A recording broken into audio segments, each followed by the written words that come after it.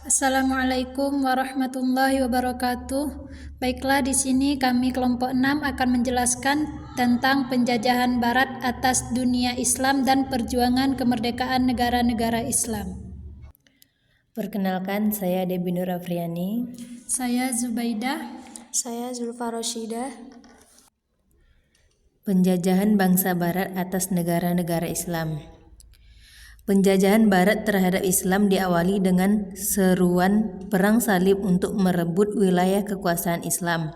Ditambah lagi kebangkitan peradaban Barat yang dikenal dengan Renaissance, mampu menjadikan bangsa Barat unggul dan menjadi penguasa di bidang ilmu pengetahuan, ekonomi, politik, dan militer, sehingga banyak negara Islam jatuh di bawah kekuasaan Barat.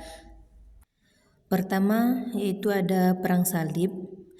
Pidato Paus Urban di Salerno tanggal 26 November 1095 mampu mengobarkan semangat untuk Kristen memerangi Islam. Belakangan perang itu disebut Perang Salib sebab yang ikut dalam perang tersebut menggunakan identitas umat Kristen berupa simbol salib. Tujuan Perang Salib adalah merebut kota suci Yerusalem dari tangan orang Islam dan mendirikan gereja serta kerajaan Latin di timur. Hiti 2013. Peperangan tersebut dimenangkan oleh orang Kristen karena tubuh Islam sendiri sedang mengalami kegoncangan, kemerosotan internal yang hebat akan pertolongan antara kaum.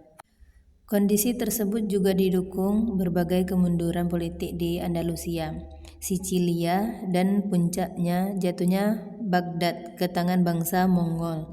Nurzana dan Dahlan 2024. Perang Salib adalah awal dari penjelajahan Barat di dunia Islam.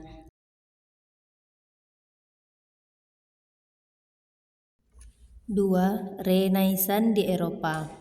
Dunia Barat mengalami kebangkitan dari masa ketertinggalannya pada abad ke-16. Banyak tantangan pada masa di awal kebangkitan Barat. Satu di antaranya adalah menghadapi kekuatan perang Islam dari Turki Utsmani yang dominan ketika itu. Meski demikian, Barat tidak berhenti. Mereka berupaya bangkit dimulai dari penyelidikan tentang alam semesta, menaklukkan lautan, dan menjelajah benua sehingga berhasil membuat penemuan baru dalam bidang ilmu pengetahuan dan peradaban. Masa ini terkenal dengan zaman imperialisme, arus balik dari pengaruh Islam terhadap Eropa, karena Islam dulunya telah menghantarkan Barat ke masa kebangkitannya. Zaman Renaissance adalah satu abad keemasan dalam sejarah peradaban Barat, merupakan fase transisi yang menjembatani zaman kegelapan dengan zaman pencerahan. Embong 2020. Penjajahan bangsa Barat dan dampaknya terhadap negara-negara Islam. Abad ke-15 sampai 19 adalah masa kedatangan bangsa Portugis, Belanda, Inggris, dan Spanyol di kawasan perdagangan internasional Malaka, Gujarat, dan lainnya. Perhatian utama ekspedisi Barat ini adalah perdagangan menemukan sumber rempah-rempah, barang-barang mewah, dan berbagai benda lainnya. Namun, mereka tidak segan melakukan perperangan jika terjadi perlawanan senjata dalam proses perdagangan tersebut, sehingga secara perlahan kemajuan dalam perdagangan juga semakin memperbesar keterlibatan politik Barat terhadap negara Islam. Apabila ditelusuri penjajahan yang dilakukan oleh bangsa Barat di anak benua India dan Asia Tenggara, terutama pada awal abad ke-17 dimulai dengan kedatangan bangsa Inggris dan Belanda di India.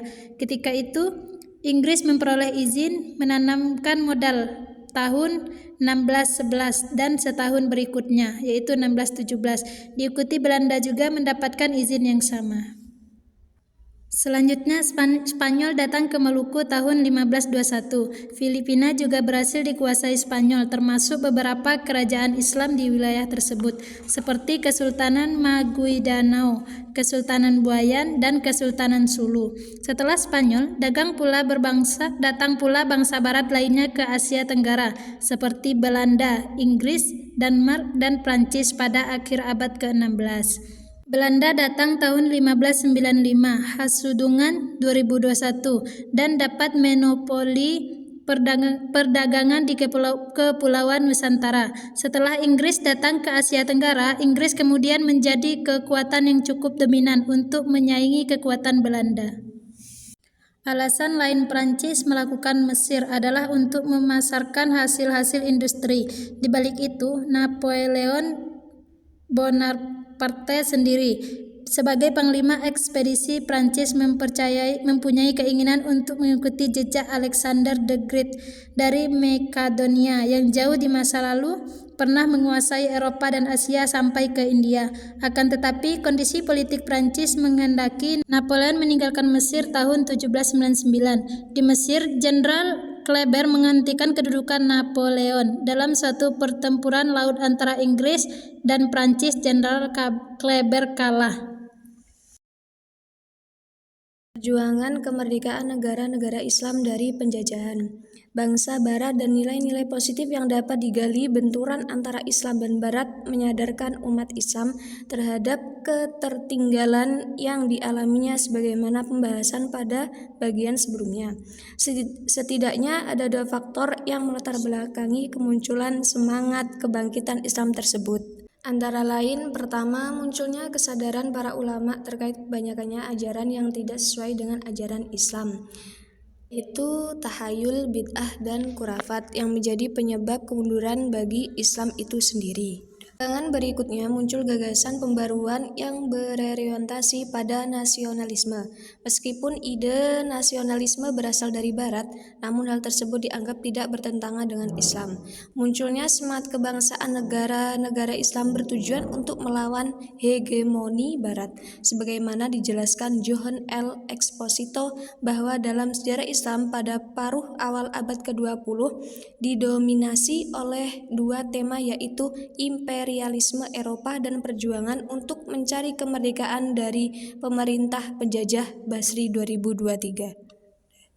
Indonesia adalah negara pertama berpenduduk mayoritas beragama Islam yang berhasil memproklamirkan kemerdekaannya pada tanggal 17 Agustus 1945. Negara-negara di sekitar Irak seperti Syria, Jordania, dan Lebanon telah mengumumkan kemerdekaannya pada tahun 1946.